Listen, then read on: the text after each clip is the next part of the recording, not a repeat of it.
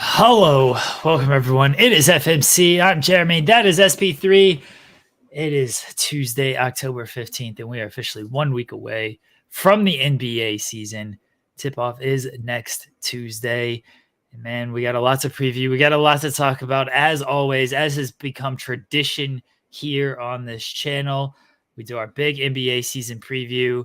And for longtime listeners, you know we also tell you who's going to win the NBA championship. 3 straight years, 3 years running, we have correctly predicted the NBA champion in the preseason. 3 years ago, it was SP3 calling the Golden State Warriors to win the title. 2 years ago, it was me calling the Denver Nuggets to win the NBA title. And last year, it was me calling the Boston Celtics to win the NBA title. 3 straight years. Our track record speaks for itself.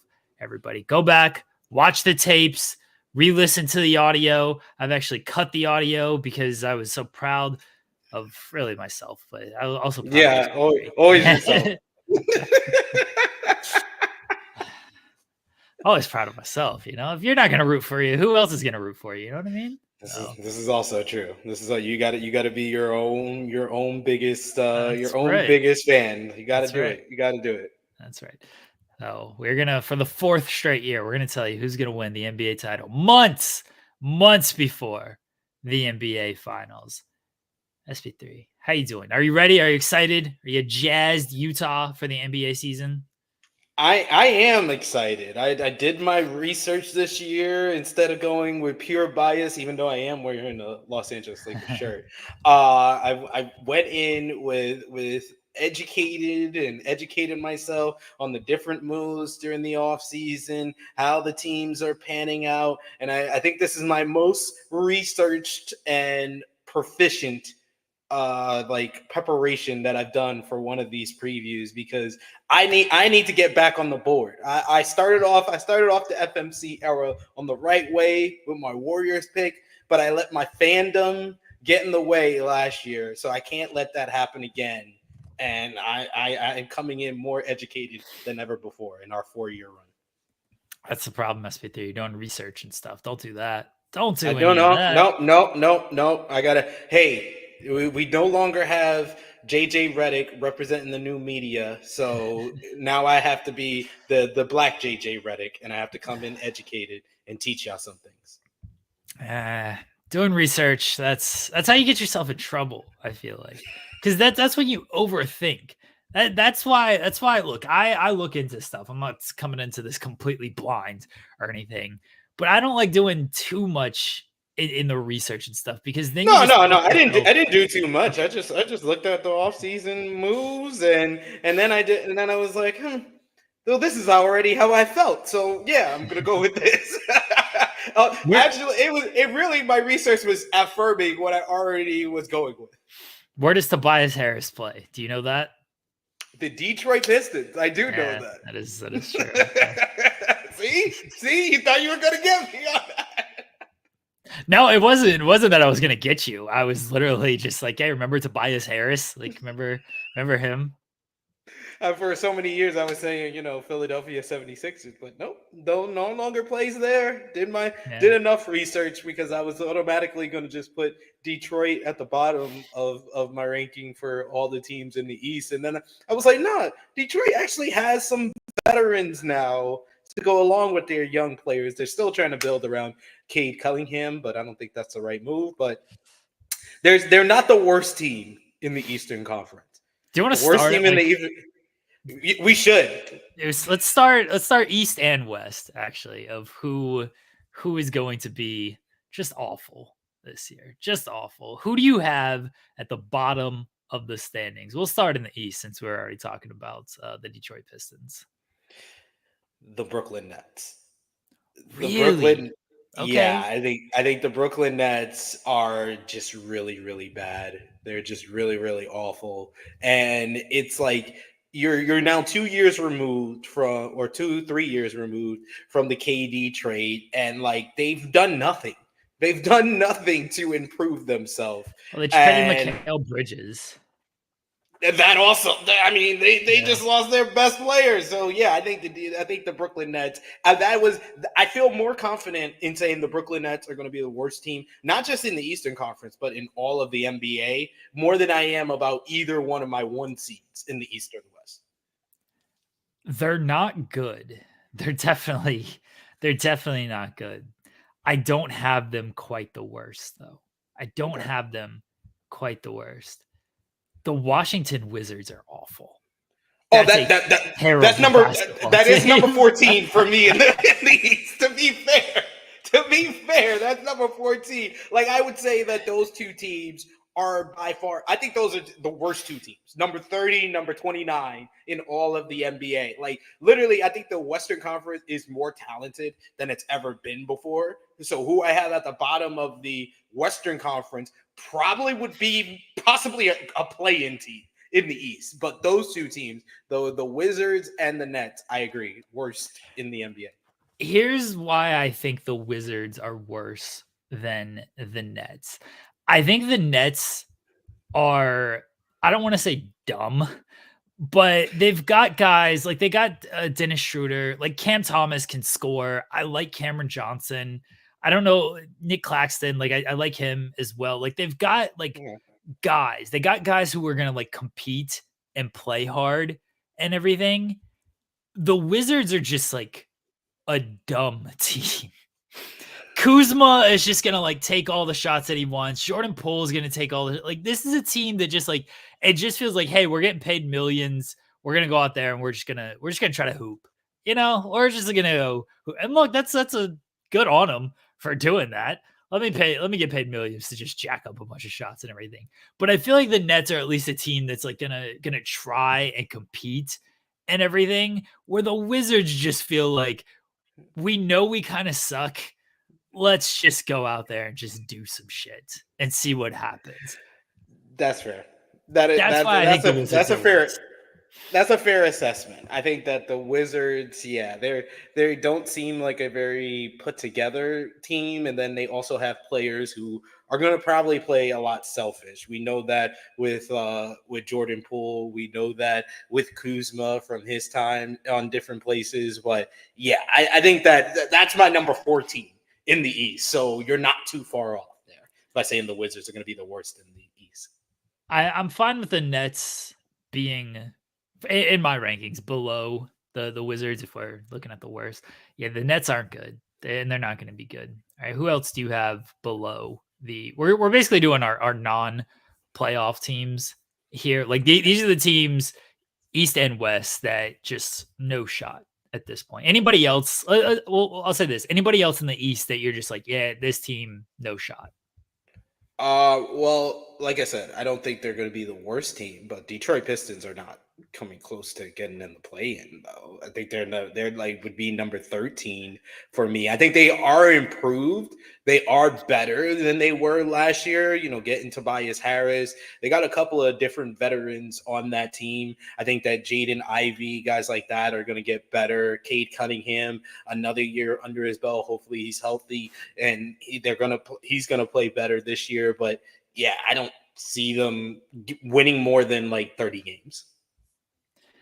Yeah, the net or the Pistons aren't good. I do like the addition of Tobias Harris. I largely because like I think Tobias Harris, he's not the guy they wanted him to be in Philadelphia, but like on this team, he'll be fine.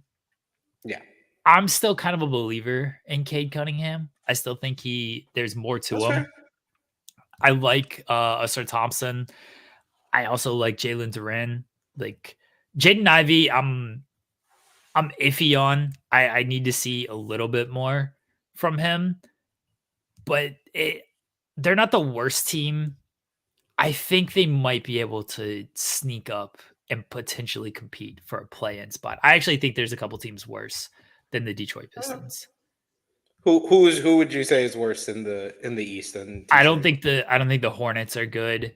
I don't think the Hornets are good at all. They're I another actually have faith in the Hornets. really. I'm hoping. I'm hopeful. I've always been a big LaMelo Ball fan. I'm hoping he could play over 65 games this season.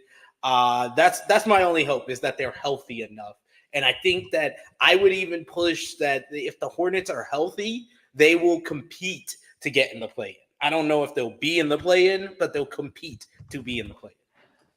Like on paper, the Hornets are kind of okay, but LaMelo has never stayed healthy, so it's tough for me to be like, "Yeah, LaMelo, a healthy LaMelo will be good." I do like Brandon Miller. He was much better than I thought he was gonna be as a rookie. I do like him. Miles Bridges shouldn't be in the league. I don't think they have a whole lot of size. Like, Mark Williams is fine, but I don't really trust their size overall. I hope Trey Mann shows out. I love Trey Mann from his OKC days.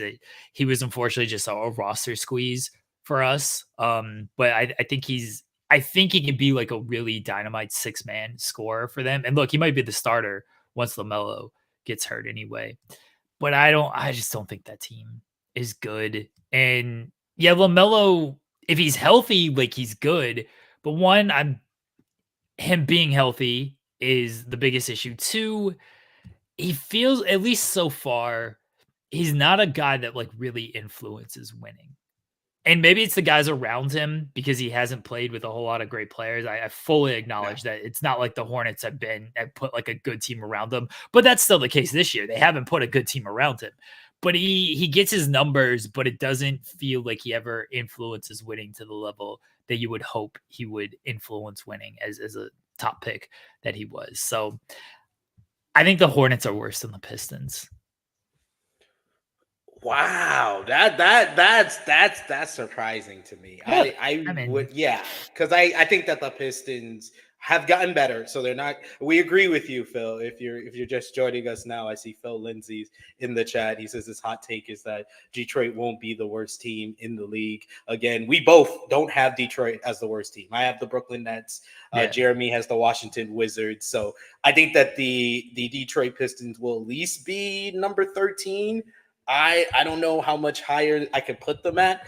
I would say I think that it's a toss up. I think if Hornets are healthy, they will be higher up. I probably would put them at like 12 in the East, which I think that will put them at like anywhere between 30 to 33 wins. Yeah, and I think that they're not too far off though from like the Chicago Bulls. Chicago Bulls is the other kind of team that I don't have in the play-in, just missing out on the play-in. I think that if the Hornets are healthy, I think they can be above the Chicago Bulls, but I think the Chicago Bulls will probably be like the team just out of the play-in at number 11. I know Phil's in the chat. I know Ryan Lambert's in the chat. The Bulls aren't good. I'm sorry. No, they're not. I'm sorry, you guys. And their people don't look happy. Like that's always a good sign to me. If your players don't look happy on team photo day, that's usually a sign to me that they are not happy to be there. I think the Bulls will be better than the Hornets. I don't think that's saying a whole lot that they'll be better than the Hornets. It's not a good. I'm not sure. This might be a hot take. I'm not sure the Bulls will be better than the Pistons. I actually have more faith. Damn, you believe in the Pistons that much? Yo, this guy. Hey, we are also, besides accurately predicting the NBA champions, we have also accurately predicted what team is going to take a leap every season. Well, me especially last season with my picks of Thunder and the Pacers. But like, yeah, we're usually good on taking that leap. So you're going far up. You're saying they just miss out on the play-in, Pistons? I don't know if the Bull. I don't know about like just miss. I forgot that the play-in is like 10 teams, so I had to exactly think, because like I don't view them as a playoff team at all. Yeah. But yeah, when you're talking about like maybe they get the 10th seed, sure, maybe they get the 10th seed, but like I don't think the Bulls are good. I don't think that roster is constructed well. Zach LaVine's going to get traded at some point. Like, I don't think that's a good team. Maybe, I know like Bulls. I don't know if Bulls fans, Phil might be able to, and Ryan might be able to speak to this a little bit more. But like the Josh Giddey trade, that's that's gonna come back to probably haunt them because he's not gonna shoot. He's not gonna shoot. He doesn't play defense. It's gonna. I don't think it's going to go super great. And I don't think they have high hopes that it's going to go super great, but it's going to be a tough one for the Bulls. It's a bad roster. Like, it's just not either Zach LaVine's going to get hurt or he's going to get traded. I do think this is the year Zach LaVine gets traded. I hope Lonzo can come back and be like healthy and be like somewhat of a game changer, because when he was healthy, like, they were a good team. This was granted 2022. I don't know what he's going to look like 2.5 years removed from this injury, not playing basketball competitively in 2.5 years and trying to be part of this team. I have no idea what that looks like. And I'm not willing to stake the Bulls being good on the health of Lonzo Ball 2 years later. Yeah. Yeah, the last time Lonzo Ball was healthy, Ben Simmons was a 76er. So that's I think Ben Simmons, by the way, I think Ben Simmons will be okay this year if he can stay on the court. That's always the big thing. Exactly. That's always the big thing. That's exactly, man. That's just the worst team in the East. I don't know what you talking about, fam. I understand. They're not the worst. The Wizards. They're the worst. They're the worst. They're fucking Will Smith at the end of Fresh Prince of Bel-Air. Like, there's no players. There's no players that's either going to be healthy and they're full time that you can count on. So that's why I say the Nets are going to be the worst. I probably like the Bulls a little bit more than you. Like I said, I think that the Hornets could make a leap if they're healthy, but I don't count on. I'm not going to wage my bet on the Hornets being healthy, but I think that, Zach LaVine will play well because he's looking to kind of set him up for his next home, whether it be this during the trade deadline or during the offseason. I think that this is the last year that Zach LaVine's going to play on the Chicago Bulls. So I think he is going to play well on the court to kind of set himself up and make himself look good for possible trades. And I have a little bit more faith in the Bulls. So I did have them in my rank that I wrote down here at number 11. I only really wrote down 1 through 11 in each conference. I did 1 through 12 on the West, because the West I'm telling you, the West is ridiculous. Like I said, I think the last team in the West would probably be at that number 11 spot in the East. I mean, that's fair. Like, the West is way better than the East, way better. Is there anybody else in the East that you're just like, yeah, no real shot here? I have them in the play-in, but I think that the Toronto Raptors are not that good. But I think that they are just slightly better than the previous teams that we've mentioned, that they'll get that 10th spot to lose in the first round of the play-in. I don't know what to make of Toronto just yet. But I like Scotty Barnes. I'm a believer in Scotty Barnes. Can he be the number one guy? Don't know about that. RJ Barrett, he played well in Toronto after the trade. I do like Emmanuel Quickly. Yeah, they're a little lacking size. Jakob Poeltl's not bad, but also probably he's not gonna not quite a game changer or anything. It's a fine team. They got okay depth, especially with a guy like Bruce Brown and Kelly Olynyk. It's an okay team. I think they'll be scrappy and tough to play against and annoying, but I don't know how good they'll be. Yeah, that's the old caveat with but yeah, I think they're going to be the easy out number 10 seed in the Western Conference for whoever winds up in the play-in. So I have a little bit more confidence. I think Scotty Barnes, out of all the teams that we've mentioned, I think he's the best player. So that's why I'm really putting them at number 10. I'm trying to think of who might be better than Scotty Barnes, and I think LaMelo's about the only one that has a strong case. I believe never healthy. Yeah, I believe in Cade, but I don't believe in Cade enough over Scotty Barnes. I think where else? Yeah, I think that's probably yeah. Scotty Barnes is probably right. Yeah. All right. So who do you have at the bottom of the West? So the teams in the West that I just feel has no shot.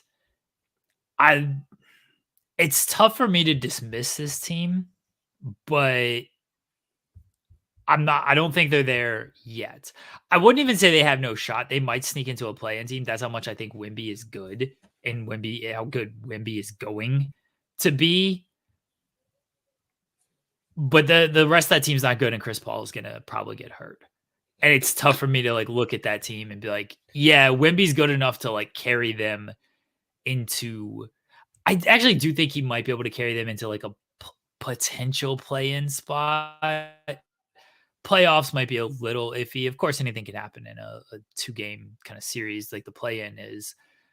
But I'm looking at the Spurs and the Blazers. I think the Blazers is the last. The Blazers are going to be the worst. I think the Blazers are worse than the Spurs. But they might be the most talented last seed in the West that I think I've ever seen, because they have a lot of good players, from Scoot Henderson, Jabari Walker. You got Shaedon Sharpe. You got Anthony Simons. People are out on Scoot Henderson. I still think I know. I still think that he could be okay, but yeah, people, especially Portland fans, seem very out on Scoot Henderson.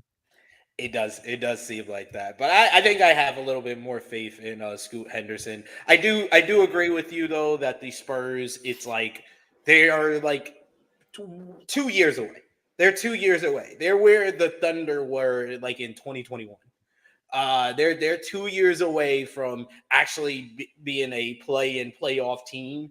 I think that Wemby is. I think I have Wemby here because I don't know if we're doing awards, but I have Wemby in my top half, like top 3 defensive player of the year candidates for that award, because I think he's going to have ridiculous. I think he's going to average like 4 blocks a game and probably double-digit rebounds. So he's going to have a great. They're honestly, they're boosting Wemby's case by getting Chris Paul, because Chris Paul's not the defender he once was, and so the guards are just going to go around Chris Paul, and then Wemby's going to be able to clean up everything at the rim. So that was the whole reason for Chris Paul. It was not only to. No, I was gonna say, you remember when one of my main bits on the show was making fun of Chris Paul? Now it's not even. It's like Leo Rush retirement jokes. It's not even funny anymore. I can't even do it anymore. I hope the best for Chris Paul. He's still an OKC legend in my eyes. Like, I hope he plays well. I think he's going to be great for Wemby when like he is playing. But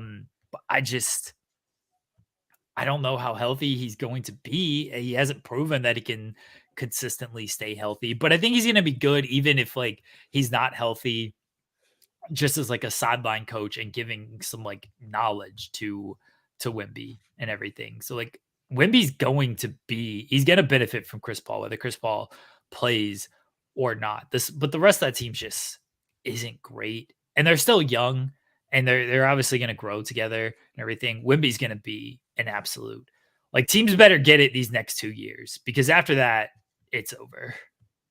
Yeah, he's gonna be one of, if not the best center in the NBA in 2 years. I'm not going center. He's gonna be like a top 5 player in 2 years. Yeah, agreed. I think that actually, because of Wemby's talent, I don't have them at number 14. I would have Utah at number 14. I agree with Louisville in the chat. I think that, they made a good move in re-upping on marketing, but I don't believe in the rest of the roster. So I think that Utah would probably be my 14, and then 13 would be the Spurs. But I think that outside of that, like, that's why I wrote down 12 teams, because I was like, literally, I would not be surprised if any of these 12 teams are like in the play-in, or the fight to get in the play-in is going to be almost as interesting as like who's got playoff spots in the top 6 of each conference. I think that the Western Conference is just so talented from 1 through 15. Like we just talked about, like all the talent that's on the Portland Trail Blazers, Wemby on the Spurs, and they have a whole bunch of young, great talent. The Jazz have a semi-decent team. Like, I think that any of those 3 teams, if they were in the Eastern Conference, we'd be talking about them being in the play-in. The other play-in team that I didn't mention, I have the Hawks. I do agree with Phil in the chat that the Hawks are cooked, but I think they'll at least, with Trae Young, even though they lost, they had a big loss with DeAndre Murray. I think they will still have enough to be a play-in, because I'm not that confident. I am very confident in like the top 5 of the East, But after that 5, I'm just like, okay, you're good, you're good, you're good. Okay, the rest of y'all are trash. That's how I feel about the Eastern Conference. I am very more certain in my top 8 in the Eastern Conference than I am in the top 8 or top 10 in the West. I really could see any of the top 12 teams in the Western Conference making it into the play-in, possibly playoffs. With the Jazz, the one thing about them is one, I think marketing is fantastic. Like he's a legit star player. I think Keontae George is ready for a leap. Jordan Clarkson's always a guy that can just get you buckets on any given night. Like I think they're a competitive team until they don't want to be competitive. And that's the weird thing about Utah is they really are stuck in that like middle position of they're not as good as the top teams in the West, but I also don't think like they're as bad as really like the Blazers, even roster construction wise right now, they're as bad as like the Spurs, but they also like they know when it's not there for them. And so it's like, all right, well, let's just go ahead and tank. I think OKC has a protected pick from them as well. So they don't have like a ton of incentive to want to like give them like pick 11. They'd rather just take their shot in the lottery. Yeah. Yeah, I think the Jazz are a competitive team. I don't want to like fully dismiss them. I don't really want to fully dismiss any team in the West outside of Portland's the one team I'm like, yeah, that team just probably not going anywhere this season. And then the Spurs just because they're probably just still a year away from really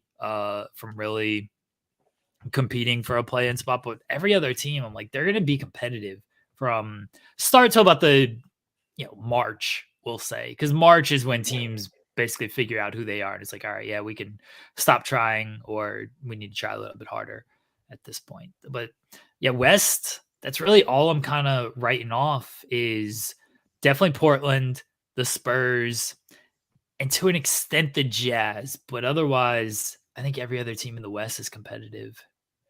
I legit I have 12 teams written down here for the West. This is gonna be the most competitive Western Conference because you're probably gonna be if you know me, you're not gonna be shocked by who's my number 12. But I think for a lot of people, they would probably have them at least in the play-in, but I think they're gonna be number 12. Okay, who do you have? The Clippers. So you know me so well. You know me so well. The Los Angeles Clippers, because for the last couple of years, we've had them top four in the West each and every time. And in the last 2 years, they've let us down. They've been outside, whether it be 5 or 6, the last couple of years. And then you lose your second best player in Paul George. You lost Russell Westbrook. You did retain James Harden, and they did fill out their roster pretty well outside of that. But I just have no faith in Kawhi Leonard to play 68. I don't even have faith in him playing 68. I said the mark for LaMelo Ball is 65. I don't have faith in this. I don't have faith in this man playing 55. I don't have faith in Kawhi Leonard, so that is why they are number 12.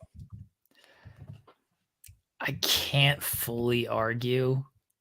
I don't have faith in Kawhi Leonard either. The fact that he's already missing preseason, the fact that he didn't go to the Olympics, like they haven't given me a reason to have faith in them.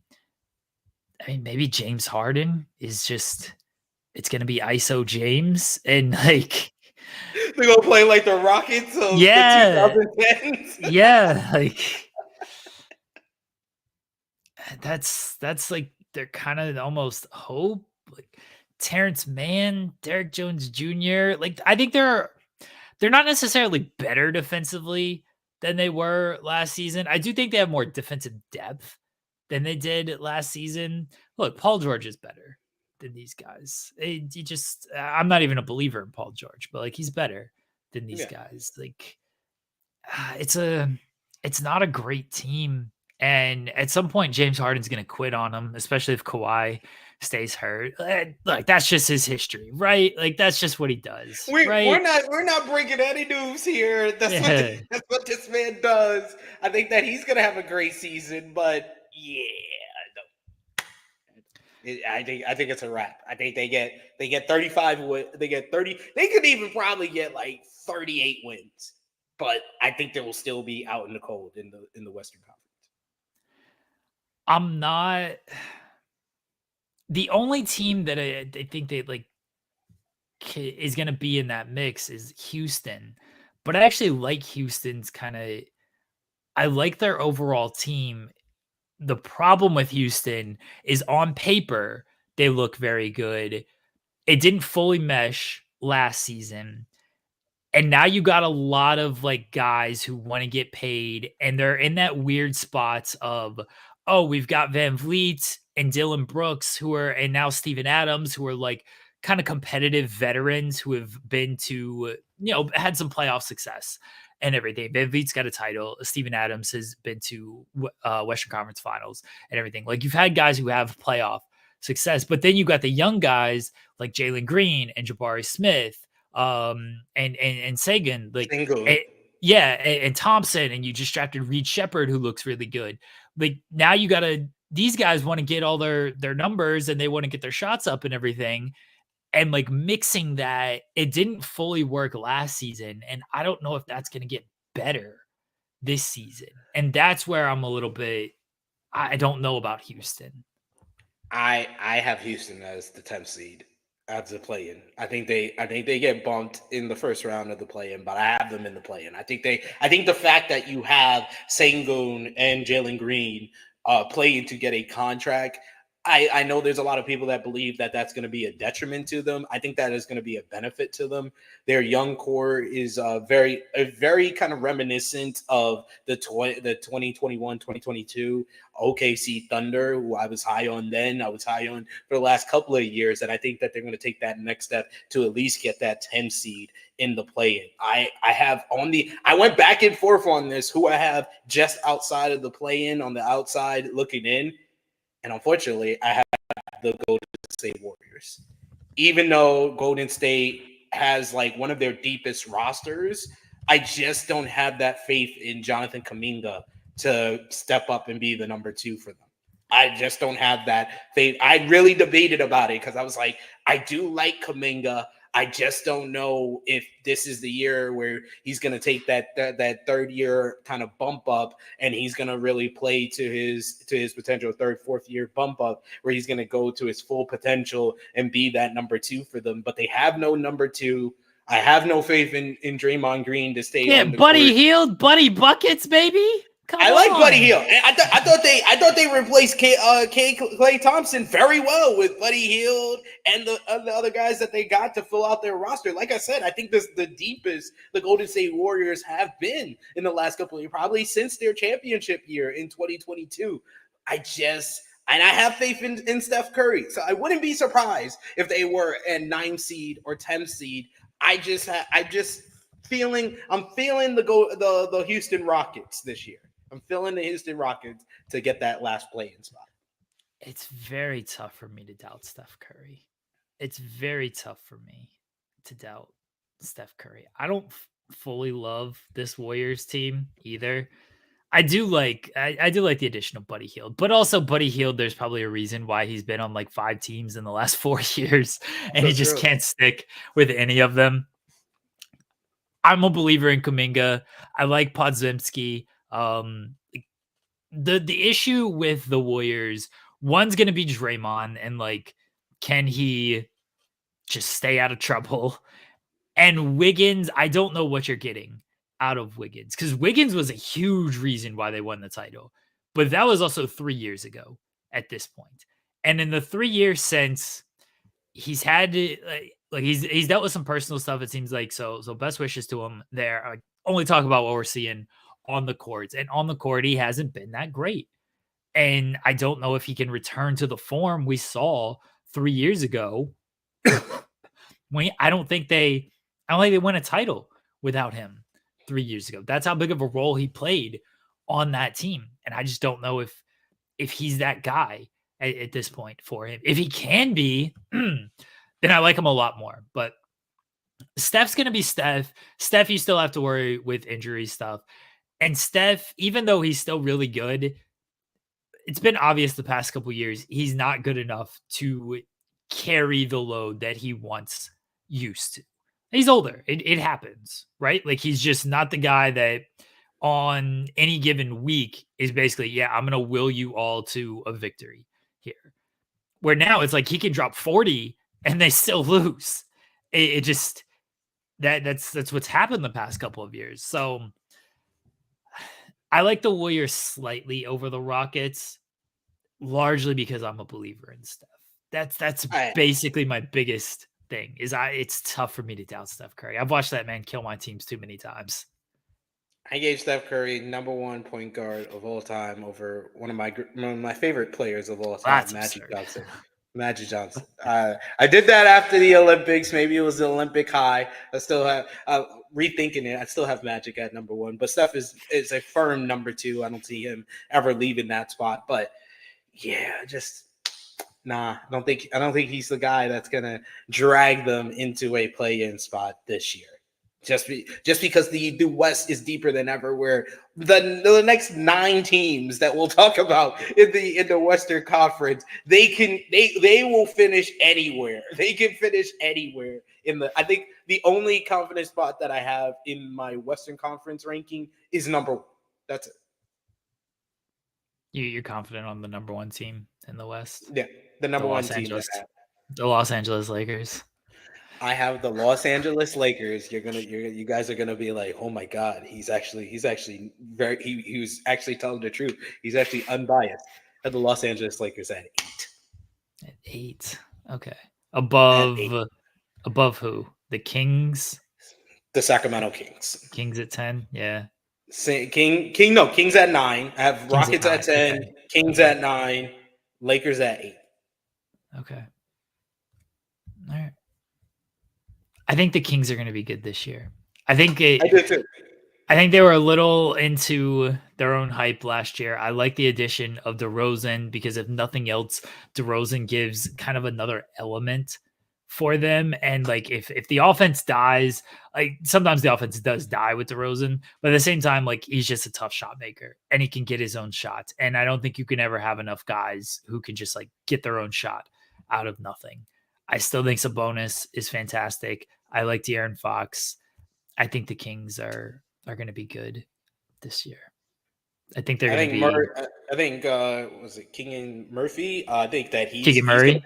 Keegan Murray. I think he's going to be one of like the better like defensive power forwards. I think they're gonna be very good, and that's why I said that's why I'm like when I say the Lakers at 8, I'm not confident in them beating the Sacramento Kings in a 1-game play-in. So it might be swapping out. Like I said, you could flip all these stuff around, and Lakers will just miss the playoffs and lose in the play-in to the Kings and whoever is the 7th, or whoever you have at the 7th seed, or whoever I have at the 7th seed. I'll say it right now. I'll just finish off my play-in. I have the New Orleans Pelicans at #7 for the play-in.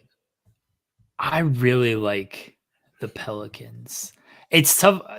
The thing is like trying to figure out who they replace in that spot, and I don't have a great answer to that. I might say Memphis, maybe at 7. I'm probably a little bit higher on Memphis than, but I guess if I'm high on Memphis. I have them confidently at 6. I think they're making the comeback this year. Okay. Like maybe Phoenix, New Orleans might be better than. I'm iffy on Phoenix. Like the roster construction's still good, but like the big 3 and everything is good. But like they're one Kevin Durant, Devin Booker, Bradley Beal injury from still not having a ton of depth there. Yeah. And I don't think they can afford to lose really Durant or Booker. Bradley Beal, like maybe a little bit more, but that still hurts. They're a top heavy team. I think Murray's gonna be a lot better in New Orleans than he was in Atlanta. My issue with the Pelicans is really 2 things. One, you don't know what you're gonna get out of Zion, right? Like You never know what you're That's going to why get. I couldn't put them any higher there because you never know with Zion. He's almost as predictable health wise as any of the other players we mentioned, and they don't have like the depth as big men. They don't have like really any big men outside of Zion. Yeah, you don't know what you're going to get out of Zion. 2, Brandon Ingram, as much as I would love to defend him and think he is very good, and I like him in a 2K setting, he's better in theory than in practice. And that's where a lot of New Orleans like hype kind of dies for me. Is Brandon Ingram, he can win them games, but he can also just completely take them out of games. I think Murray offsets that a little bit this year. I think Murray will be good for Ingram, but at the same time, I could see Ingram just kind of trying to do too much and tanking the team. Yeah, I think if you want another kind of hot take prediction, I think this is going to be the last year Brandon Ingram's on the New Orleans Pelicans. That's fair. That's fair. Like I could see it. I mean, I think they're probably ready to move on. I don't know what his trade value is. It's going to end up just being like Ingram for Levine, 1-for-1, and that's like it. But that would be like the freaking most like this trade ever. So Matthew's saying the Pelicans have a center issue, and last year they had Valanciunas, but like I don't think that's too big of an issue if Zion's healthy and Zion can play center. I don't know if he wants to. Maybe he doesn't want to. Maybe they do need to get an actual center. But the way the league is, like, you just don't need you don't have a whole lot of big pounding centers out there. No. Now, this is where I think Memphis actually has an advantage because I really like Zach Edey and the way he's looked. I wanted OKC to get him. I was a little disappointed that he didn't fall to OKC. Look, we got Hartenstein. Like, I'm happy with that, no doubt. But like, I think he can. I don't know if he's going to be able to play like 30 minutes a night or anything, but I think he can give you a really strong like 23 to 25 minutes and do something that just not a lot of centers do nowadays. And that's just play back to the basket and just kind of, in Shaq terms, dominate down low because there just aren't that many centers that are equipped to handle with that. And again, maybe they don't want to put Zion in kind of taking that beating but there aren't a whole lot of teams that have that aspect that Memphis does. Embiid, obviously, but he's in the East. You look at the other center. Davis doesn't want to play that type of game, for the Lakers. He doesn't. Rudy Gobert doesn't have that type of game. So there just isn't, the Maverick centers don't really, like, they're really pick and roll threats. They're not back to the basket threats. So there just aren't a whole lot of centers that play that kind of game. So I think New Orleans could be okay if Zion is willing to kind of play center. I just don't know if he's willing to do that. I don't know if he is, and I think that will bring him even more liable to getting an injury that keeps him out. Like, he's another one where I have the marker of 60 to 65 games. That's all I'm asking for you. I'm not asking for you to play 82. I'm not asking you to play 75, 70 games. I'm just asking for 60, 65. If you can give me 60, 65, be healthy by the time we get to the playoffs, we're in good shape. But I think they're still not into the confirmed no play-in playoff teams. That's why I have them at number 7. Okay. The Phil saying that he would like Ingram on the Bulls. Louis saying he would like Ingram on the Bulls. Hey, again, I like Brandon Ingram. I don't know, much like LaMelo, I don't know how much he influences winning. I'm sure he'd be great on the Bulls. Like, would you do Ingram for Levine straight up? Is that okay? Yeah, that's a positive for the Bulls. I think that would make me confident enough to put them in a play-in spot. But like I said, I don't think it's like anything that's going to bring them to, now I think that the Bulls are going to be in the playoffs. No, play-in, probably get bounced in like the first round, second round of the play-in.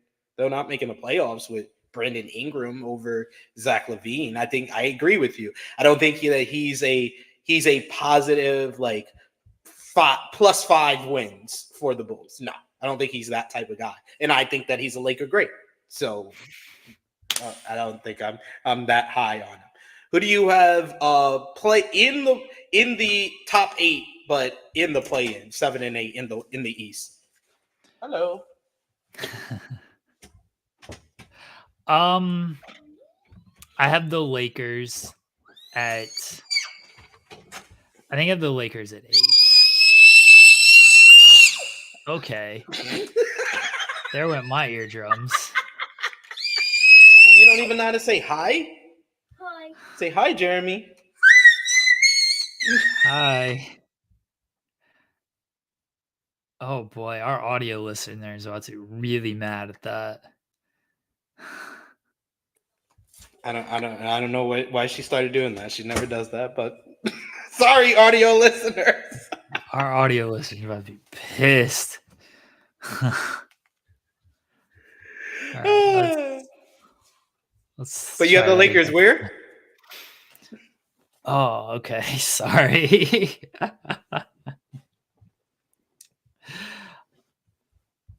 I probably have the Lakers at 8.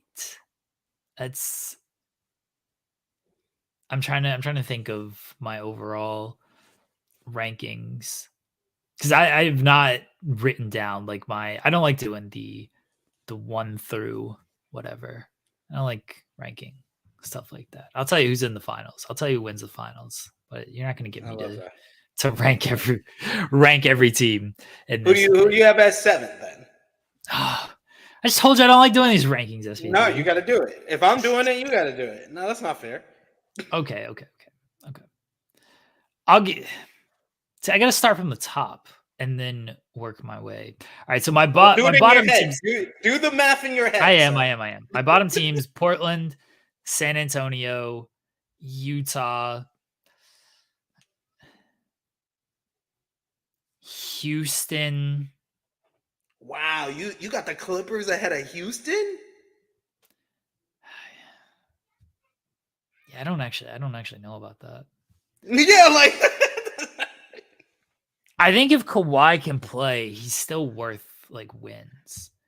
All right, so repeat that to yourself and then think about it. Fair. Honestly, fair. Portland, San Antonio, Utah. I mean, regardless, like these are still not play-in teams. So no, it doesn't matter really. Look, I hope the Clippers are bad. We got their pick. I hope they're terrible. That's unprotected too. Like that's ours no matter what. So I hope they're terrible. That's great for y'all. Yeah, I hope they're terrible. Fine, Clippers, Houston. I gotta believe in Steph. So that's 10. That's 10. You know what? I think Phoenix is kind of in for a down season. Wow, you got Phoenix as a play-in team? Yeah. I'm not a big believer in Phoenix. I mean, fair. I have them in the playoffs, no play-in. Okay. But I think that they're a first round exit, though. Okay. To be fair. Phoenix, Lakers at 8, New Orleans, Sacramento, Memphis, Minnesota, Denver, OKC. I think that's everything. Well, no, you forgot. OKC is your number 1. Nuggets is number 2. You didn't say the Mavs though. Yeah, I did. I had Dallas at 3.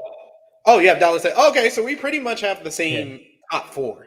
I just have it Thunder number 1, Mavs number 2, Nuggets number 3, Wolves number 4, 5 Phoenix, 6 Memphis. Okay, that's my top 6. Memphis is going to be a case of like if Ja is dealing with stuff again, then they're probably on the downturn again. They got hit so hard with injuries last Yeah, year. this is the first So year they're healthy in like 2 years. So yeah, like if they can stay healthy, that's a really good team. But they got to prove they can stay healthy.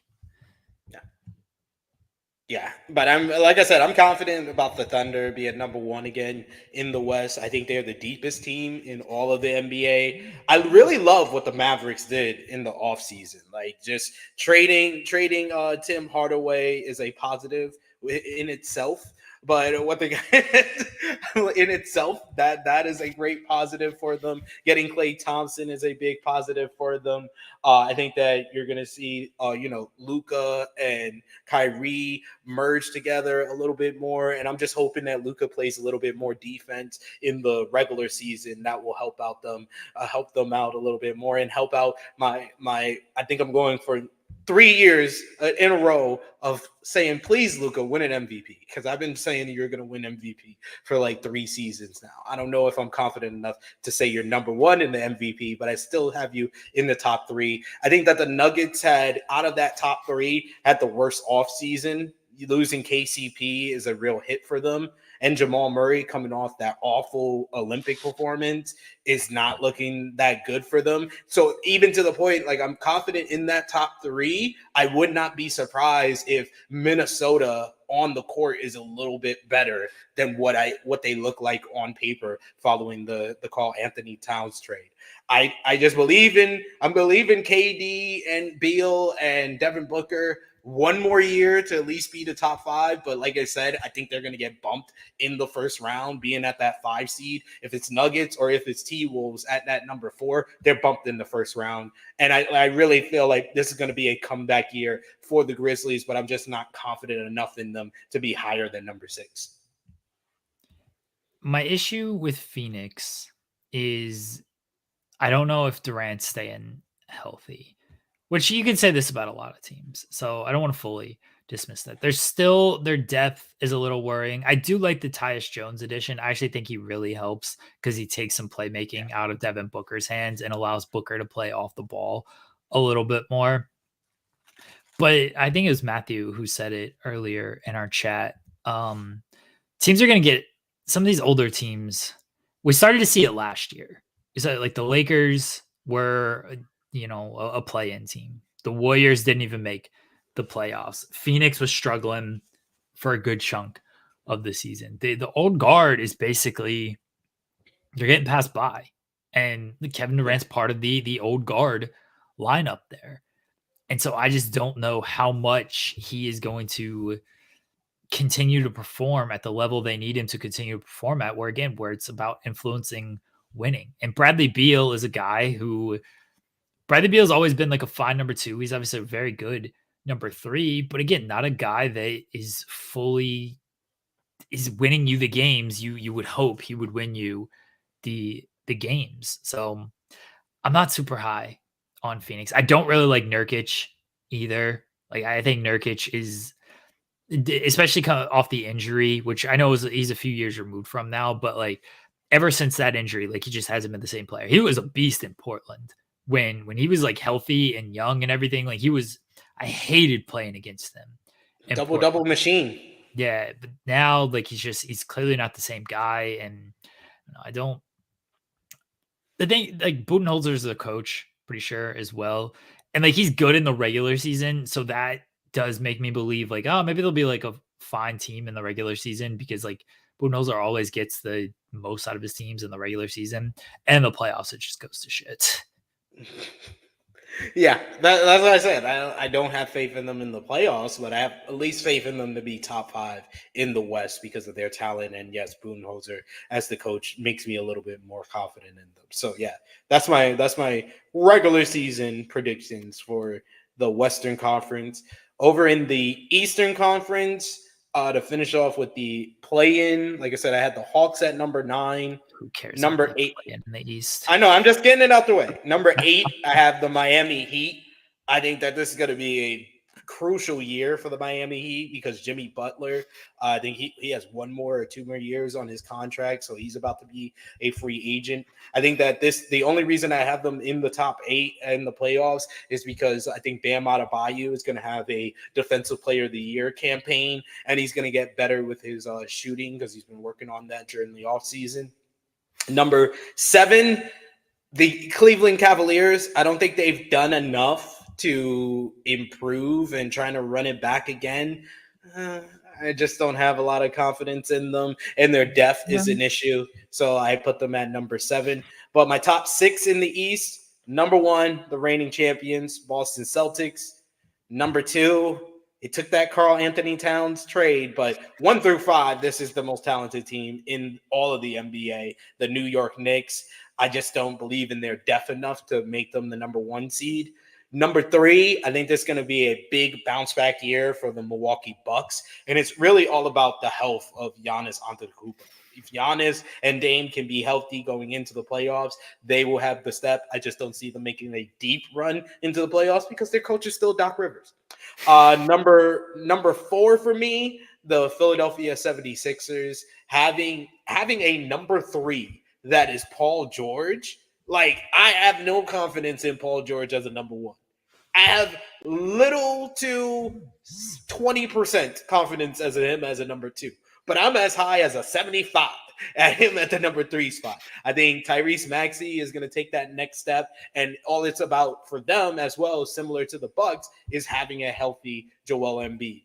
Number 5, they made the Eastern Conference Finals last year, and I think they could be higher by the end of the year, and they could leapfrog the last 2 teams that had the injury problems, the Indiana Pacers. I think the Indiana Pacers have the team, have the depth. They might be the deepest team outside of the Boston Celtics in all of the Eastern Conference. So I think they could make a big run, and they could even, if my ranking is correct, they could bounce out the 76ers in that first round. And number 6, the Orlando Magic. They're another team that I could see leapfrogging even the Pacers and the Sixers to be in the top 4 in the Eastern Conference. I listened to Louis and I did my research, and I feel like Paolo Banchero, he's going to take that 3rd-year leap, and they have just a deep team as well that I really like. So they're number 6. The Magic, I still worry about their overall scoring and playmaking.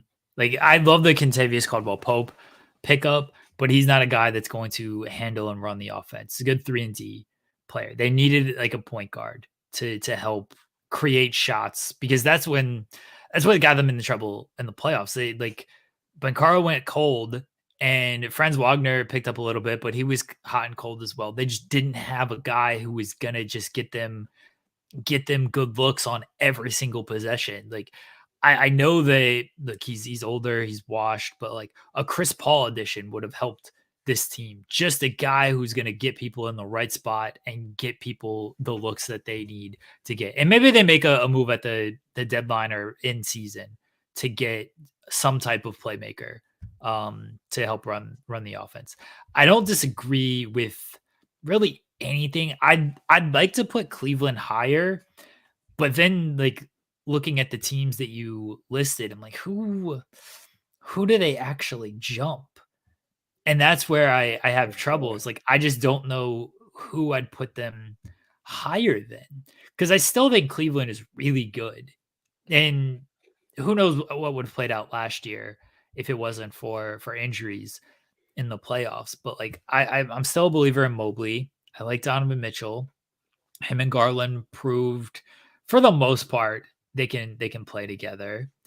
Oh, I like Cleveland. I just don't know who I'm putting them over, because I think Orlando kind of on the whole is a little bit better, even though I do like Cleveland's really their star power a little bit more, with Mitchell being able to really take over games, and Garland to an extent can do that. And then Indiana, I like Halliburton a little bit more. I think now a full season with Siakam is going to be beneficial for them. And then the other teams you mentioned, I just think are better than Cleveland. Philly's that weird one that, much like a lot of other teams, it's going to depend on health. Paul George hyperextended his knee. last night in the preseason game. Embiid's not going to play all preseason. He's not going to play back-to-backs. Like, they are an Embiid injury or even a Paul George injury away from just being another team. And I like Tyrese Maxey. I think he can really take over games, but if you're missing one of those guys, it's a completely different team. And I don't even think it's that good of a team if you're missing one of those guys.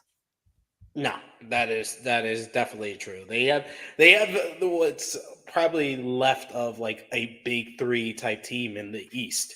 So I'm gonna have faith in Joel Embiid having a better health wise season than he did last season. I know that's counting on a lot after everything I said about other teams like LaMelo Ball and Zion Williamson, the way that Joel with the injuries was last year. But he's a former MVP. I have enough faith in him to be healthy, and I have enough faith in that big three, especially Maxey taking that leap. I think Maxey is going to be anywhere between like 27 to 30 points per game this season. I can see it. I mean, if it depends on Embiid's health, because Embiid's going to get 30 points per game but as well. True. So I don't know. Look, maybe they will have 2 30-point per game scores. Then that means Paul George ain't going to be taking as many shots as I'm sure Paul George would want to take.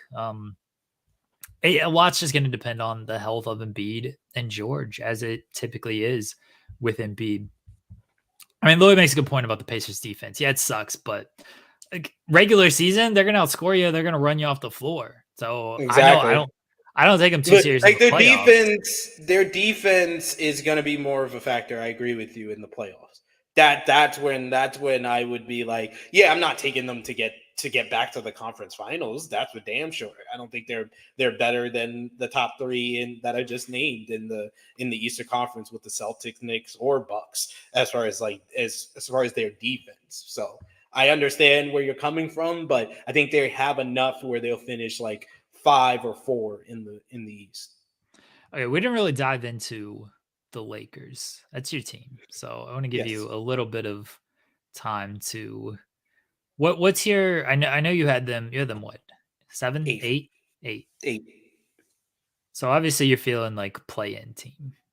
Yeah. What's your best case scenario overall? Like, how far do you think they can go? Best case scenario, they make the playoffs and they give the Thunder a tough first round series. That's the best case scenario. First round series. Yeah. That's where I'm at. You have them no higher than no higher than 8th. No higher than 8th. Winning one out of two play-ins, and that's about it, because I feel that confident in the top 3. So if they're anywhere in between like 6 or 8 in the Western Conference, I don't think they have a shot of making the second round. So I don't think they made enough moves in the offseason. They made enough moves in the offseason to placate keeping LeBron on the team until he retires. They did not make enough moves in the offseason to placate them, making it a far run in the playoffs. I think that this is going to be a kind of a test run year for JJ Redick as the head coach. He is someone who doesn't have coaching experience. I think that he's going to be better than a lot of people have put them out to be. I think that Anthony Davis, the chances of him having as healthy a season as he has last season is not that high. I think that Anthony Davis will have a semi-healthy season. I think that he'll play 65 games plus, and that's asking for a lot. That's asking for a lot for Anthony Davis, despite his health in last season, which was better than average for him. But I'm going to keep him at 65 games plus for him. I think he will be a top 5, not MVP, defensive player of the year candidate, because he was the best big in the Olympics. So I think that he's going to show off that defensive end of things, and I think that his points per game could be higher, because I know that JJ Redick during the offseason put a focus on running a lot of the offense through Anthony Davis. And I think that is going to help LeBron James. If they do that, they do follow through on that, and LeBron doesn't try to like take over and do too much, I think that will be able to kind of maintain his health, and he'll have another healthy season for himself as well. I think that another thing that's kind of hard to kind of predict going into this season is that we got a career year out of D'Angelo Russell. Now, did he have that career year because he wanted to get paid this offseason? I think so. So I don't know if we're going to get that same career year. I think that Austin Reeves could be like in that top 5, top 6 option as far as 6th man of the year coming off the bench for us. I think that he will have another good season. So I think that there will be certain players that have good seasons. I just don't have the faith in the team that I once had, especially like last year when I thought they had the best offseason and I had them top 3, top 4 in the West and winning the championship. I don't have that type of faith in the Lakers this season because I don't think they made enough rooms to placate them, make it a deep run in the playoffs. They placated benefiting LeBron James by getting one of his good friends as a head coach, getting his son as a 55th pick in the 2nd round. I don't think Bronny is going to play more than 2 minutes on an NBA court this season. So yeah, I don't have that faith in the Lakers this season. What's the worst case scenario for this team? Worst case scenario is not even making the play-in, which is possible with the way the Western Conference is this year. All right. I don't disagree at all. I don't think they got, last year you were crowning them off-season champions with the moves. Yep. This season they didn't. And we proved that by winning the in-season championship, sir. This season they didn't really make any moves in the offseason. They made a coaching change. I like JJ Redick as a basketball mind. We'll see how it works on the basketball court. I think there's a lot of external factors at play. Kind of you mentioned of trying to placate LeBron James and how that actually works in a real life scenario. Again, 2K, all this is fine because 2K, they're literally computers and you don't have to worry about egos and stuff. This is a different scenario where you do got to worry about egos. I don't think it's a great sign that LeBron is on Twitter complaining about playing a preseason game in Milwaukee. Like this is like the end of the world. What? Other teams are traveling to, different countries to play preseason games. You got to go to Milwaukee. I understand it sucks. Nobody really wants to go to Milwaukee. No one wants to go to Milwaukee, to be fair. I actually don't think I truly I'm kind of on LeBron's side of I don't think for preseason you should really be traveling that far for preseason games. It's preseason. Just stay within, your kind of conference and division. It's okay. But I also understand you don't really want to do too much division matchupping in the preseason because nobody's going to tip their hand and show anything on those where you're more likely against Milwaukee to actually try some different stuff because you're never going to see this team in the regular season. You're only going to see them twice.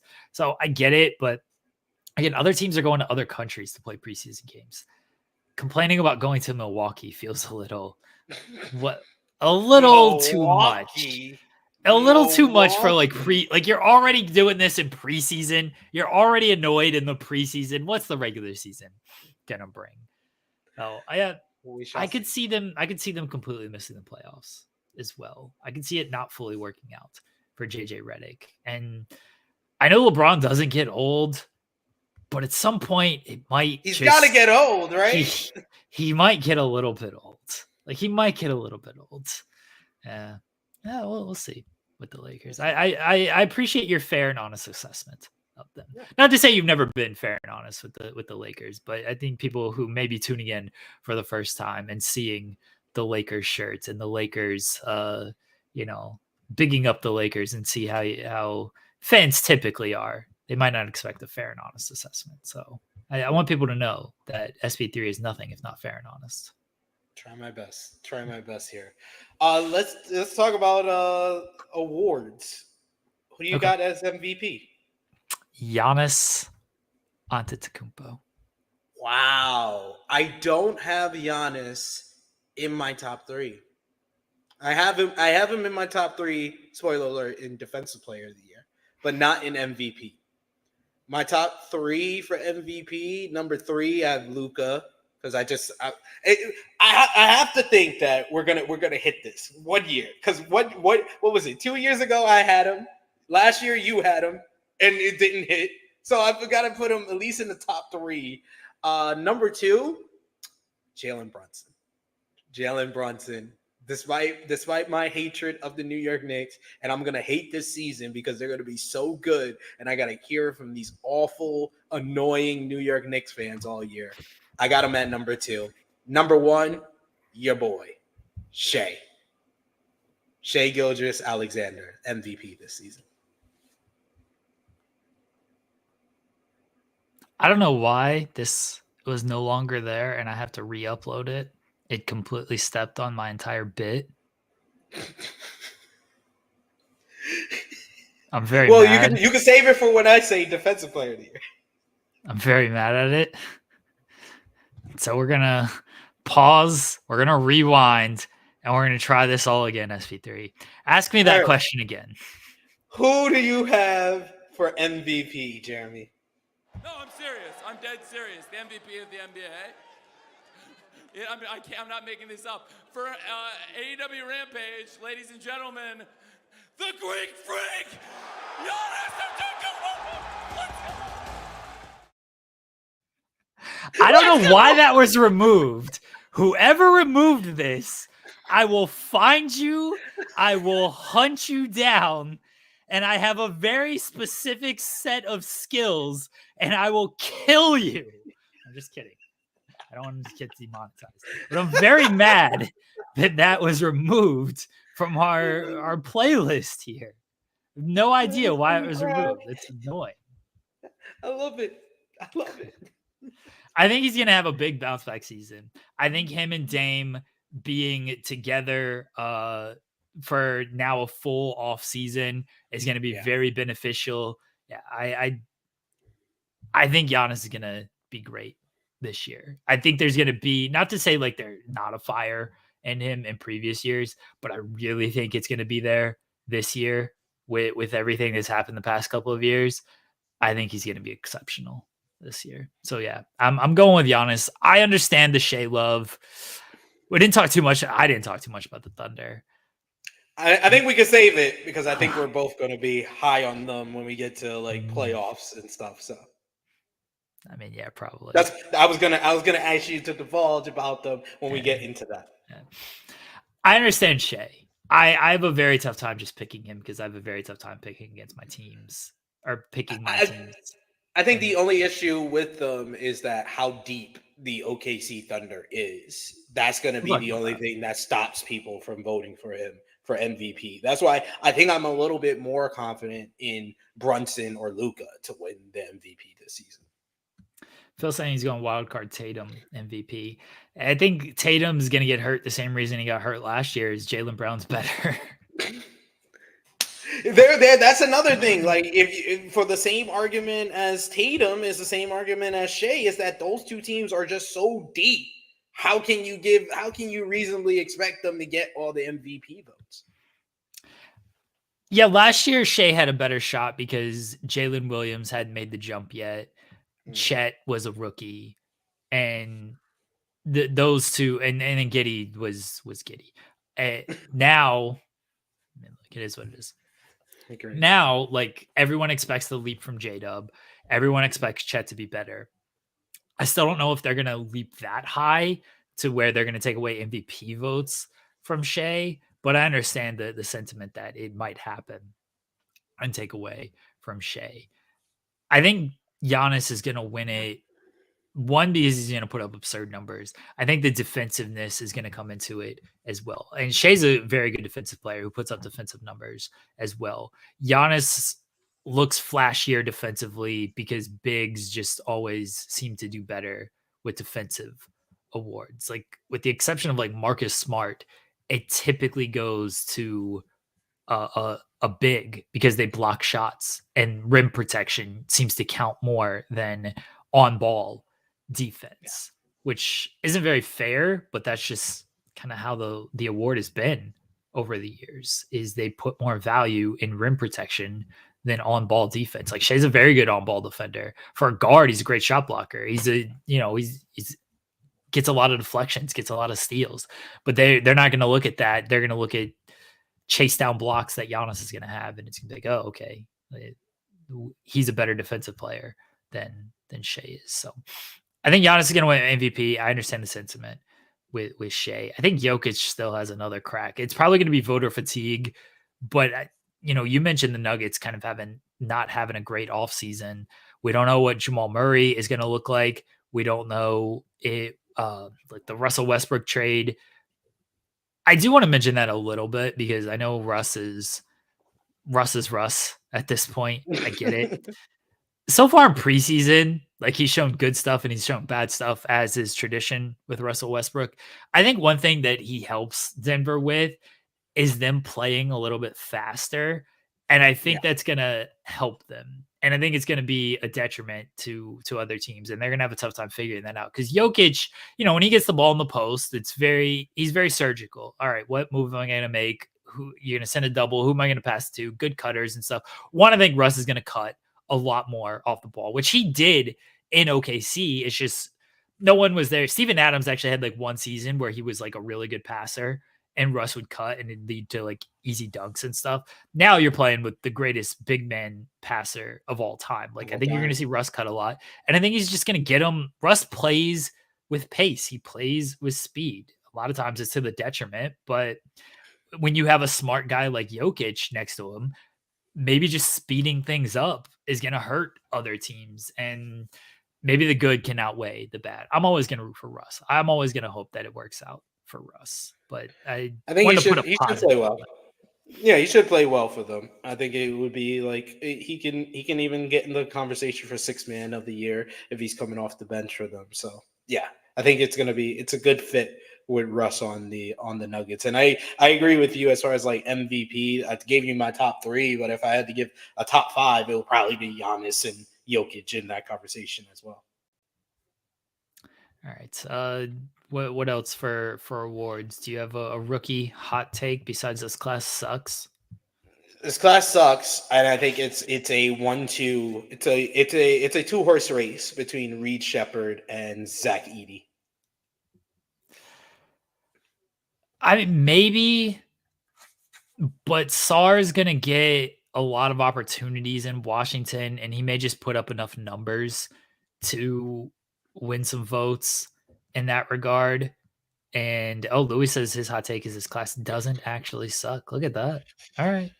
Who do you have for rookie of the year, Louis? Louis is the draft expert here. I trust him way more than I trust myself. Me also. If I had to pick between the two, I would say number 1 is I would say Zach Edey. Yeah. Yeah. I mean, fair. I kind of think that Sarr is going to make a case just because the Wizards are going to be bad, and I think that he's going to put up some numbers. You read Shepherd. I'd probably lean a little bit more over Shepherd over Edey. That's fair. But Edey's going to start. Edey's going to start. I don't know if Reed Shepherd's going to start. That's why I'm giving the edge to Edey, because I know he's going to start. So, and I think that playing next to Triple J in the front court, Triple J is not really he's a good offensive player, but he's more known for his defense. And I feel like second chance points, Zach Edey will be good. I think he'll be pretty good on the rebound and on the points end. So I think that he will probably be the best candidate. And I think that the Grizzlies is going to make a jump. That's why to combine 2 awards in one, I think Coach of the Year is going to be Taylor Jenkins. Okay. I could see Taylor Jenkins because usually it goes to a coach where the expectations are a little bit lower. And Memphis, I don't know what their expectations are right now. I think most people are kind of dismissing them because of what happened last season. And if they make the playoffs comfortably and not even the play in, then he's going to get a lot of love for that. So I could see that. I'm trying to think of another coach who might kind of fit that bill. And I'm not sure it's out there. Like a team that just kind of makes that leap. I don't know who. I mean, maybe Budenholzer with the Suns. If the Suns have I'm not expecting too much out of them, but if they are, like, if they make it somehow a top 4 seed, they could get it. Thibodeau is a good shout. Phil said in chat. Thibodeau. Yeah. Yeah, but everyone again like expects the Knicks to be good. That's why Thibodeau might not be. But if they're high on like the list. a 55, 60 win team, Thibodeau would be in that conversation. Yeah. I mean, I think that Daniel kind of has a shot if the Thunder, but see, like they were a 1 seed last year, but if they become like a 60 win team, then maybe it just becomes too much to deny at that point. So that might swing thing. I don't know, but yeah, I like your Taylor Jenkins shout. I think that's probably the best case. And Daniel won it last year as well, so that's probably going to hurt him overall. Yeah, they never do back to back. Really, Yeah, very rarely. yeah. Who you got for sixth man of the year? Russell Westbrook. For real? I'm always going to pick Russ. Yeah, I don't mind it. I'm going for former Knick great Dante DiVincenzo. Yeah, I don't know if he. I mean, I guess he won't start because they're gonna start Mike Conley, Anthony Edwards, and Jaden McDaniels. They're not gonna bench Conley, but I can see scenarios where Edwards is basically the point guard and DiVincenzo is in the starting lineup. I could see. I think down the stretch of games, Dante will be in that starting lineup, but I think that he will start because he brings that type of energy off the bench that they are going to need. If we both have them in the top four, I think they're going to need that kind of guy coming off the bench for them, and he's going to have a crucial role. Like I said, I think that he was the best acquisition in that trade because the Cats question marks as far as like his injury history and if he can get fully integrated. Every time I say that, I think of Richie. You're not fully integrated, Richie from the Bear. But I think that if he can get integrated there as the sixth man, I think they have their best shot to be in the top four of the Western Conference. And also give Edwards some, minutes on the bench. I know he's going to be kind of like high 38, 40 minutes per game, most likely this coming season, but he can go down to like 35 minutes per game because of Dante DiVincenzo coming off the bench. Malik Monk is the favorite to win sixth man of the year right now. Just putting out the odds on there. Right. If Buddy Hield's coming off the bench, I think he's just going to put up numbers. And look, at the end of the day, this is just a who scores a lot coming off the bench award. Yeah. And Buddy Hield might put up some strong enough numbers to get some consideration. That is true. Who you got for most improved player? I'll tell you right now. I'm going. That award sucks. For your boy. I'm going for your boy. J-Dub. Yeah. J-Dub. He might win it. It's very possible. I just think the award's stupid. I just think it's a dumb award. Because they never really, especially the last couple of years, they haven't gave it to the person who's like improved the most. They just give it to the person who scored more. It's basically an award of like, hey, who was a guy who was already really good and now all of a sudden made like an all-star leap. That's what it comes down to. And like, fine, but it takes out guys like kind of top of the game guys who really improved. I said this last year. Lou Dort was more improved than some of the guys that they gave consideration to. Lou Dort was never considered for this award. Lou Dort 2 seasons ago couldn't shoot the three to save his life. And last season, he was a good 3-point shooter. He finished much better at the rim last year. So it wasn't great. But so 2 years ago, he was a 33% 3-point shooter. 39% last year. A 6-point 3-point percentage jump for Lou Dort. On top of that, it's not only necessarily just like, oh, well, he shot the ball a little bit better, but his points per game went down. So he went from 13 points per game to 10 points per game, even though he shot the ball better.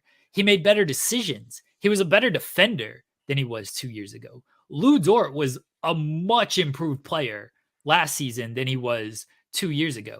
But he was never going to be in consideration because people looked at it like, oh, well, he went from 13 points per game to 10 points per game. It's like, yeah, that's actually improvement for him because that means he wasn't jacking up a bunch of shitty shots all game and just trying to get scoring numbers. And the team improved around him, obviously.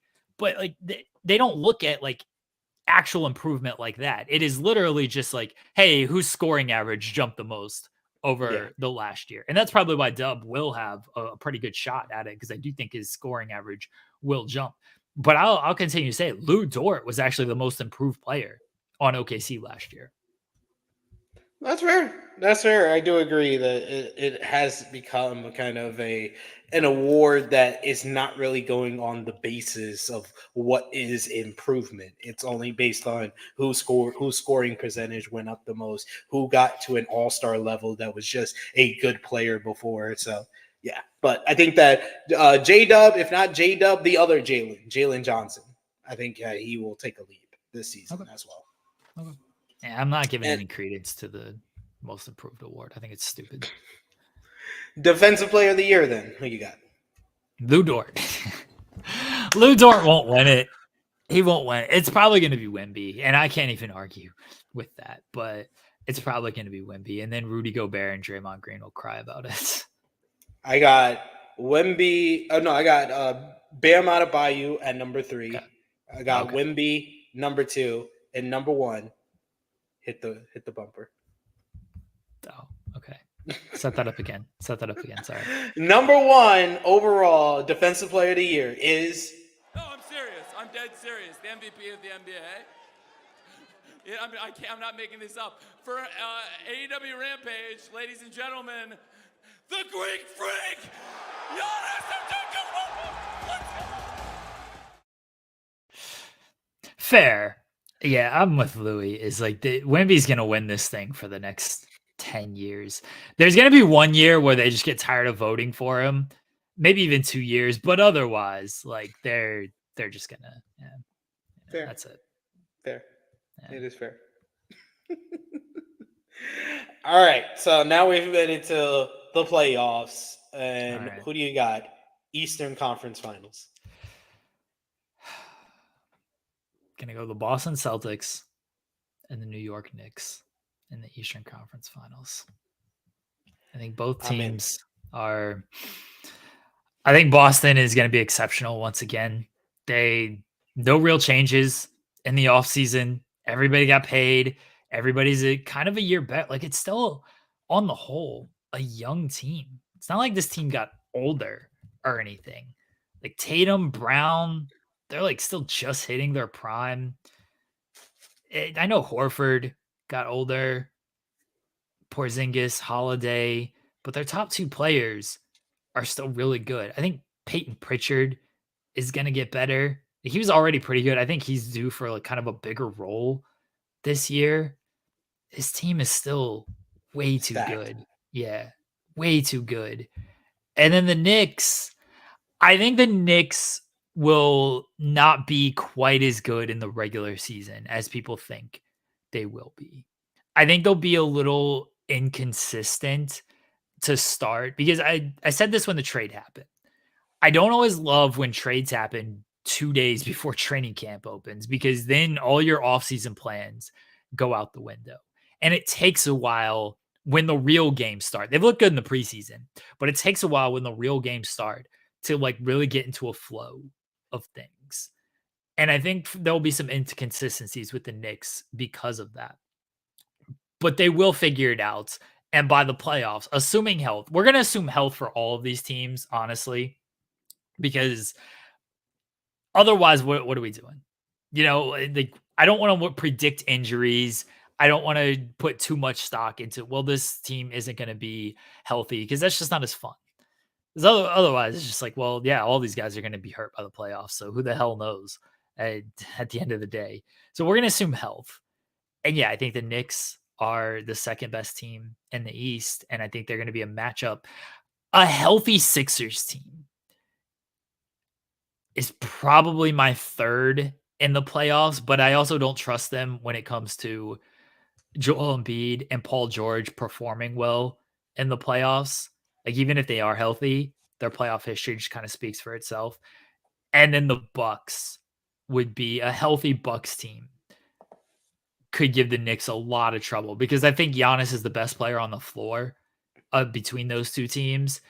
And I think Dame, if he still has something left, he can be the flamethrower for them that wins them a game or two. And Middleton is strong enough as a third option to beat the Knicks. Because I don't fully trust Towns in the playoffs. I do trust Brunson. Yeah. Brunson played very good in the playoffs last year until he ended up getting hurt. And I do like just their overall makeup as a team. I'm going to slightly lean towards the Knicks over the Bucks as my Eastern Conference finalists. The Celtics, I feel pretty confident in. Yeah, I can't disagree. I think it's going to be Celtics versus Knicks. I think that the Knicks 1-5 is the best team outside of the Celtics in the Eastern Conference. I think that they're going to play really well in the regular season. I have them over 56 wins in the regular season, so they're going to take a little bit of a jump from last season, getting 50 wins. And I think that Jalen Brunson is going to be a top 5 MVP candidate. You're going to get Karl Anthony Towns is going to give you like 20 and 9, 20 and 10 for the regular season. I think they're going to have a good regular season. I think that the Bucks is probably the biggest competition that you have to not doing a Knicks and Celtics Eastern Conference Finals. But I think that the Celtics for sure back in the Eastern Conference Finals. But I got the Knicks kind of being their opponent. Over in the West, I really debated this even more. But I'm going to go Thunder Nuggets in the Western Conference Finals. Okay. I just think that the Nuggets, they're going to be playing with a chip on their shoulder this season. I think they came in very light last season, coming off their championship in 2023. They played not taking the regular season serious enough. Then in the playoffs, they didn't respect the Timberwolves the way that they should have. And I think that the Timberwolves, with the loss of Karl Anthony Towns, they're going to play better. I think they're going to be better probably defensively than they were last season. But I think offensively, they will get hit by not having Cat there. And I think that the Nuggets will be able to put it all together. Jamal Murray is going to be especially having to play with a chip on his shoulder after his awful Olympic performance. And I think that having one of the best players in the league, Nikola Jokic, is going to be enough for them to at least get back to the conference finals over the Mavs and over the T-Wolves. And I just think that the Thunder is the deepest team in all of the NBA, even more than the Celtics to me. I think that the Thunder is that deep. So I think it's going to be Thunder and Nuggets in the West. Well, who do you got? This is very factual, Phil. Very factual. I do have the Thunder. I do. I still like the Mavericks. I think they're going to be better than they were last season. Extra year, Derek Lively, a full year under his belt. He was great as a rookie, especially in the playoffs. Klay Thompson, I think, is going to be more helpful than a detriment in the whole. I always think he's going to kill OKC in the playoffs, like no matter what, regardless. So I think that Klay will be better, or will be a good addition for them. Kyrie can go either way, but he definitely seems to have. He likes seemingly playing in Dallas. He seems to be doing well in Dallas, not causing too much of a stir or anything like that. Luka is Luka, assuming he's going to show up, and he might take the regular season not quite as serious throughout, but overall, he's going to once the playoffs start, he's going to be good. I like your Denver pick. I do like your Denver pick. I'm just slightly leaning towards Dallas. over Denver. That's fair. I went back and forth with either the Mavs or the Nuggets.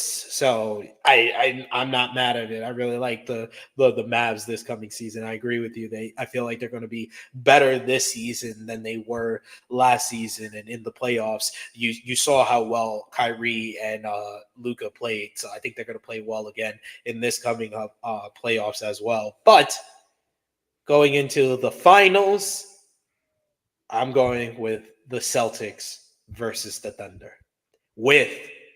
I'll give the drum roll here, the Oklahoma City Thunder, the 2025 NBA champions. I have the same finals pick. I'm going with a repeat champion. It's been a little bit. This is the first time since 2018. Yeah. This would be the first time since 2018. And Vegas is in your favor. Vegas is predicting this is going to end the streak. I don't care what Vegas has to say. Vegas didn't have the Denver Nuggets 2 years ago. I think we're going to get a repeat champion. I like Boston over OKC. I really like this Thunder team. And Phil is right of like I never like picking my team because it does like it gives me that hope that I don't want because I learned my lesson from last season. So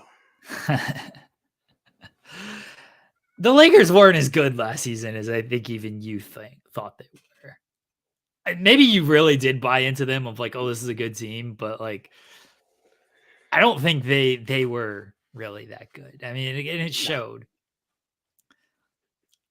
I look at this Thunder team, and again, assuming health, I don't see like a huge weakness on them. Mm-hmm. I don't either. The weaknesses they had last season, and keep in mind they were the 1 seed last year. They took Dallas to a game 6. They almost took them to a game 7. The weaknesses were rebounding and Josh Giddey being unplayable. Well, they added Hartenstein, who is a great rebounder, and they added Alex Caruso, who you can't sag off of, who you can't play off of, who plays defense. Hartenstein plays defense. Hartenstein's such a good playmaker too. Like I knew that coming into the preseason, but watching him in the preseason and like hitting guys on cuts and everything, like he's so good with the ball in his hands. I think he's going to be really beneficial for J-Dub. And one thing that's really been talked about in OKC circles is them kind of taking more pull-up threes, and that really comes down to Shea and J-Dub taking those shots because those are the main two creators. And we've seen it in preseason where like Shea's kind of taken more of those and Dub has taken kind of more of those. I think Hartenstein, like his screening ability is going to open that up more for both of them. My biggest concern with OKC right now is kind of a third playmaker. I don't know who that is yet. They want Case and Wallace to do a little bit more of that. It's his second season. I don't know if he's quite going to be ready to take that leap. So I'm not worried about Shea or Dub at all. I do worry, like, I assume one of them will always be on the court. But if for some reason they're not, how are we going to get shots off of that isn't within the flow of the offense, which our offense flows very well. But if by chance it stalls, who's going to kind of get that shot off of there? Chet's hopefully going to be in for a leap. The one thing that Chet's been kind of working on, all things that I've read, is really taking advantage of mismatches and really understanding like better use of like his size and just shooting over guys. Because that was one thing I wish he didn't do it in the playoffs enough. There was some possessions where like he recognizes he just had a smaller guy on him. And he's just like, oh wait, I'm 7'5". I can just over top of this guy. I know he's not quite that tall, but I can just shoot over him. Oh, that's easy. Like, he did not do that enough in the playoffs. And I think, like, when he starts to do more of that, he's worked a lot with Kevin Durant, and, like, it's fuck Kevin Durant all day. But if you ever want to learn from a guy who knows how to use their size and just shoot over mismatches, like, there's worse guys to learn from than Kevin Durant. He's made a career of, like, yeah, I'm much taller than everybody at my position because I lie about my height. Let me shoot over you. So Chet being able to do that's going to be a pretty big game changer for them. We're going to be good this year. I know we're going to be good. I don't know if we're going to be win the title good, because it might not quite be our time. I think I favor the Celtics if they meet in the finals. I believe in parity. I just believe in parity so much, and it's just so hard to go back to back. Like, I think that it's gonna be an achievement within itself for the Celtics to get back to the NBA Finals. But I just believe in parity that much, and I believe in this OKC Thunder team. It might be your team, but I'm the person that's believed in them the most over the last 3 seasons. You have. I had them in the play-in 2 years ago. I had them as a playoff team. I didn't even expect for them to be number 1 overall last season. And now I got them winning the NBA championship. I think that they're on pace to do that. I think they're like number 2 as far as like most betting odds, as far as like the who has the chance to win this one.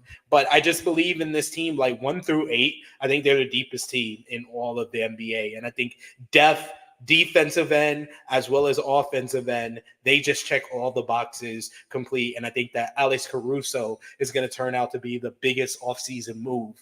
And I'm always for, you know me, bigging up my former Laker greats. So Thunder, NBA champions. I love the addition of Caruso. Absolutely love it. Like, when that trade got made, I was like, oh my gosh, really? Really? Like, that's all we had to give up with Josh Giddey? Like, yeah, we didn't even give up any picks. And we got a guy who seamlessly slots into what we like to do. He's a guy who's going to defend his ass off. He's a connective player who's going to move the ball. And if he's got the open shot, it's like a 39% three-point shooter. Like, yeah, we want this guy on our team. And then Hartenstein was just kind of the cherry on top of that, because, again, he solves so many issues and he fits exactly what we want to do with moving the ball. And I'm watching preseason, I'm just watching him just make the right reads on stuff where, OKC runs a lot of cutting action. And if the communication defensively isn't good when they run this action, it's either a wide open 3 or it's a wide open drive to the basket, and Hartenstein can make the right read and make the right pass off of that. And there's something like Shea's cutting, and they got 2 guys going to Shea, and Caruso pops for the 3. It's like, okay, well, now it's a wide open Alex Caruso 3. Like, yeah, we'll take that every single day. Like, we're going to be so hard to defend, and we're going to defend really hard as well, because, I mean, Dort, pretty elite defender at point of attack. Caruso, elite defender at point of attack. Cason Wallace is going to be even better this year. Shea, for a star player of his caliber, strong defender. J-Dub, strong defender. Chet and Hartenstein, good rim protectors. I mean, great rim protectors. They're top 5 in that category. The defense is going to be so good. Like, we're going to be tough to beat. And you're not off, and I know most of the reason why you're picking the Celtics, because you don't want to pick your own team. But the Celtics is the best team in the Eastern Conference. They are the reigning NBA champions, and they took no hits. They didn't lose anyone from their core. Like, they're 1 through 5. That's why I said, like, the Knicks, I had them as the best 1 through 5 team, and then I thought about it. I was like, nah, it's still the Celtics. Because you got Jason Tatum, who's top 5, top 6 player in this league. You got Jaylen Brown, who's the reigning NBA Finals MVP, reigning Eastern Conference MVP. He's that good that he stole those awards from Jason Tatum because he played better than him in the playoffs. You got the big question mark is going to be the unicorn. Is going to be KP. Kristaps Porzingis and his health, because that was kind of a detriment to them in the playoffs last season, which they didn't even really bother them all that much. But if he's healthy, I think that's going to be the key for them getting back to the NBA Finals. You got Derek White, who might be the most underrated player in the NBA, and he's like their number 4, and it's a debate if he's number 4 because you got Drew Holiday, who was number 2 best player on the NBA champions from 3 years ago with the Milwaukee Bucks. So yeah, their depth is ridiculous. These are the 2 deepest teams in the NBA, and that's why I think that we both got them in the NBA Finals this coming season. All right, so you're officially picking the Thunder. I'm officially picking the Boston Celtics to repeat. There you go. We're both picking a Thunder and Celtics matchup. I don't know if that's good or bad, honestly. I don't know. We shall see. We shall see. I think you guys got the same NBA Finals, though. I think this is the first time. Phil said he's taking Jokic to take Denver back to the finals. Louis, I don't know if he's trolling with Knicks over Lakers. And he got the Knicks with 74-8. So I think he is trolling. Power Driver finisher. I had Houston as the number 10 seed in the play-in. So I think they're going to take a step in the right direction. They're just like 2 years away. If they can make that step this season, they're 2 years away from being like a genuine playoff team, in my opinion. So Phil's got Nuggets in Boston. That's fair. Yeah. That's a good one. Hey, look, I respect the Houston pick. You know what? I respect it. All right. But we shall see. The season starts next week. You know, we will be back to our weekly NBA chats here. But we wanted to do the preview this week, just before all the games really did started, instead of having a day before the game started, and then all of our takes were dead once we, because next week we can do a preview for the 2 games. That's gonna the opening night. We could start off the show with that, and then we'll get into. We got a lot of Love Is Blind to catch up on. I think is it this week gonna be the final? I think this week is the weddings and stuff. Yeah, I think so. Okay, so this week is the finale for that. You got the challenge, which I mean, all I will say about the challenge is that Corey was for the first time in a while for me. He was the MVP of this last episode. I'll give him that. Fair. Yeah, since we said some bad stuff about him over the last couple of weeks. It's a strong episode. Our pal Shared will be back next week. We'll talk Love Is Blind. We'll talk the challenge. SP3. Let everybody know where they can find you at.